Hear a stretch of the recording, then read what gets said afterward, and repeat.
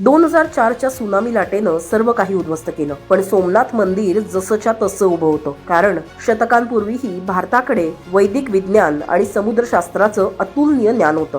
26 डिसेंबर 2004च्या सकाळी गुजरातमधल्या सोमनाथ जवळील वेरावल आणि प्रभास इथे मासेमारी वसाहतीतली लोक नेहमीप्रमाणे त्यांचं जाळं दुरुस्त करत होती.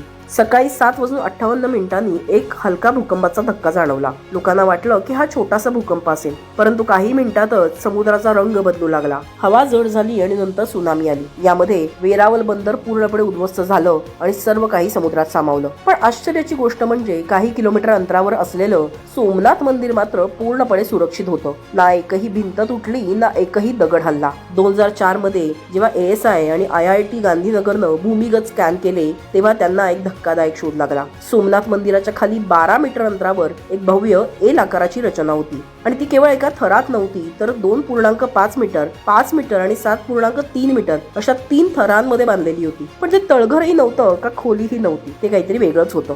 सर्वेक्षणातून असं दिसून आलं की संपूर्ण पाया समुद्राच्या लाटा तोडण्यासाठी, त्यांची ऊर्जा नष्ट करण्यासाठी आणि मंदिर स्थिर ठेवण्यासाठी बांधला गेला होता. या पायाभरणीमध्ये असे दगड लावले गेले होते की जे एकमेकांना घट्ट पकडून ठेवतात. लाटांचा प्रचंड दबाव आला तरी ते तुटत नाहीत, उलट दबाव चारही दिशांना पसरवतात. आजच्या कॉन्क्रीटच्या उलट चुना, शंख आणि गुळ यांच्या मिश्रणापासून बनलेली ही प्राचीन भारतीय तंत्रज्ञान रचना खाऱ्या पाण्याने आणखी मजबूत बनते. त्यात असंही आढळून आलं की त्यात भूमिगत ड्रेनेज चॅनल्स तयार करण्यात आली आहेत, ज्यामुळे लाटांचं पाणी अडकण्याऐवजी हळूहळू खाली वाहून जातं.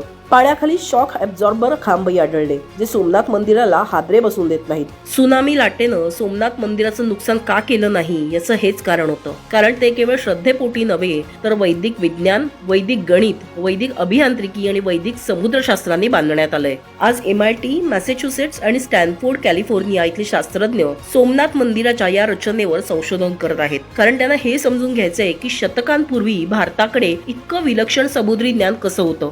सोमनाथ हे फक्त मंदिर नाही, तर ते आपल्या पूर्वजांची बुद्धिमत्ता, वैज्ञानिकता आणि दूरदृष्टी दाखवणारं जिवंत उदाहरण आहे.